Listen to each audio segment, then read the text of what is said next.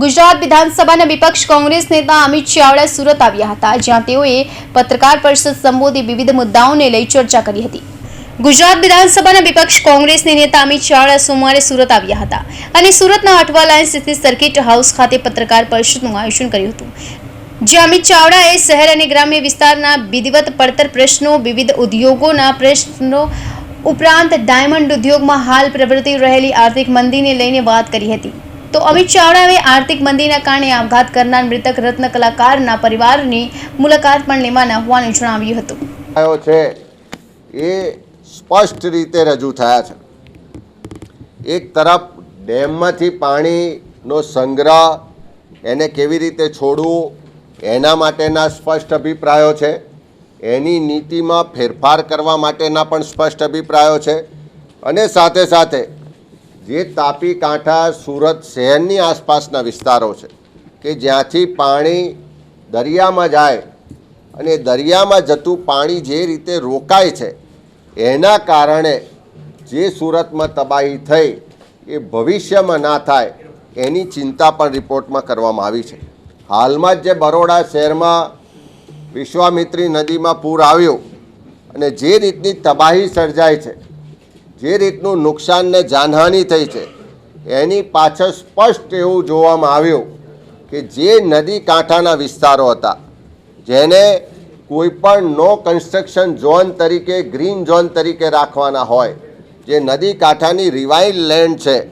એમાં કોઈપણ જાતનો ઝોન ફેરફાર કરીને બાંધકામ કરવાનું ના હોય, એના બદલે ભ્રષ્ટાચારથી જે રીતે મંજૂરીઓ અપાઈને બાંધકામો થયા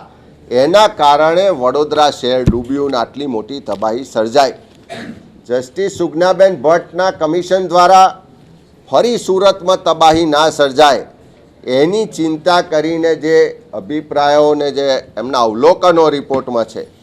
એનો સરેચોક ભંગ આજે સુરતમાં થઈ રહ્યો છે। આપણે બધા જ જાણીએ છીએ, મારે એક બે દાખલા આપવા છે કારણ કે આખો નદી કાંઠાનો વિસ્તાર તો ખૂબ મોટો છે, અનેક જગ્યાએ ખોટું થઈ રહ્યું છે, પણ એક બે દાખલા આપું છું કે જેનાથી આ સાબિત થાય કે સરકારમાં બેઠેલા લોકોના આશીર્વાદથી, એમની મિલીભગતથી, એમના મળતિયાઓ દ્વારા એમને લાભ કરાવવા માટે અધિકારીઓના ભ્રષ્ટાચારથી જે રીતે ખોટું થઈ રહ્યું છે, ગેરકાયદેસર મંજૂરીઓ અપાઈ રહી છે, ગેરકાયદેસર બાંધકામો થઈ રહ્યા છે અને એની સામે સરકાર ચૂપ છે કારણ કે ક્યાંક કમિશન કમલમ સુધી પહોંચે છે, ક્યાંક કોકની ભાગીદારી છે, ક્યાંક કોકનો ભાગીદાર છે, એના કારણે ભવિષ્યમાં સુરત ફરી ડૂબે એવી સ્થિતિનું નિર્માણ થયું છે। અને એટલા જ માટે આજે તમારી વચ્ચે તાપી બચાવો, સુરત બચાવોની લાગણી સાથે આ પ્રેસ કોન્ફરન્સ લઈને આવ્યા છે। આપણે બધા જ જાણીએ છીએ કે જે રિપોર્ટમાં પણ કીધું છે કે જે તે વખતે જે ડૂબમાં જતા ગામો છે, તમે અહીંયા નજીકના જ ગામો લો તો ડુમસ છે, ગવિયર છે, મગદલ્લા છે, ભાટપોર છે, ભાટા છે, પાલ છે, અડાળલ ડજણ હોય, રાંદેલ હોય કે મોટા વરાછા હોય, આવા અનેક ગામો, લગભગ 17 કરતાં વધારે ગામો છે જે ભૂતકાળમાં વિસ્તારો ડૂબમાં ગયા છે, સર્વે નંબરો ડૂબમાં ગયા છે, એનો વિગતવાર અભ્યાસ સરકાર પાસે છે। મારી પાસે એના સર્વે નંબરો ને બધી જ ગામવાઇઝ ડિટેલ પણ છે કે જેમાં મોટા પ્રમાણમાં પાણી આવવાને કારણે 8 ફૂટથી લઈને 20 ફૂટ સુધી પાણી ભરાયા હતા એવા વિસ્તારોને ભવિષ્યમાં કોઈપણ જાતનો નો કન્સ્ટ્રક્શન ઝોન તરીકે રાખવો જોઈએ એવું સ્પષ્ટ કહેવામાં આવ્યું છે। મેં પહેલાં જ કીધું એમ કોઈ જગ્યાએ દુષ્કર્મ થાય છે, કોઈ જગ્યાએ પરીક્ષામાં ગેરરીતિઓ થાય છે, ડ્રગ્સ પકડાય છે, ખુલ્લેઆમ દારૂ વેચાય છે, ખુલ્લેઆમ દાદાગીરી, ધાક ધમકી ને મારઝૂડના બનાવો બહાર આવી રહ્યા છે।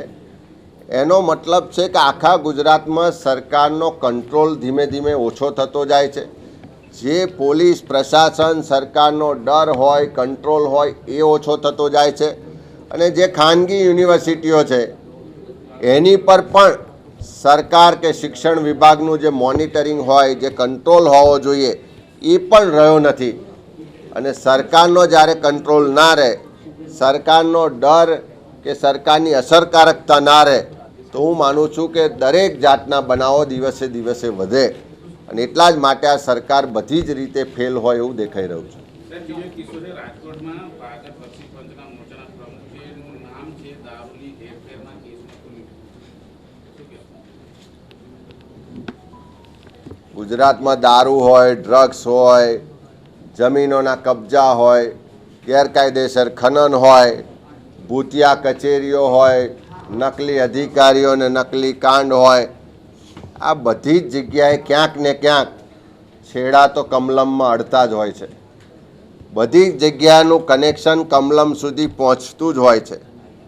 આપણે સુરતમાં જ જોયું કે ડ્રગ્સ પેડલર પકડાય, એના ફોટા રાજ્યના ગૃહ રાજ્યમંત્રી સાથે પણ હોય, પાર્ટીના પ્રમુખ સાથે પણ હોય, કોઈ બીજા રાજ્યના મુખ્યમંત્રી સાથે પણ હોય. રાજકોટમાં બળાત્કારીનો જેની પર આક્ષેપ હોય એના ફોટા પણ ક્યાંક મંત્રીઓ સાથે હોય. એટલે કહેવાનો મતલબ છે કે ગળામાં કેસરી ખેસ નાખો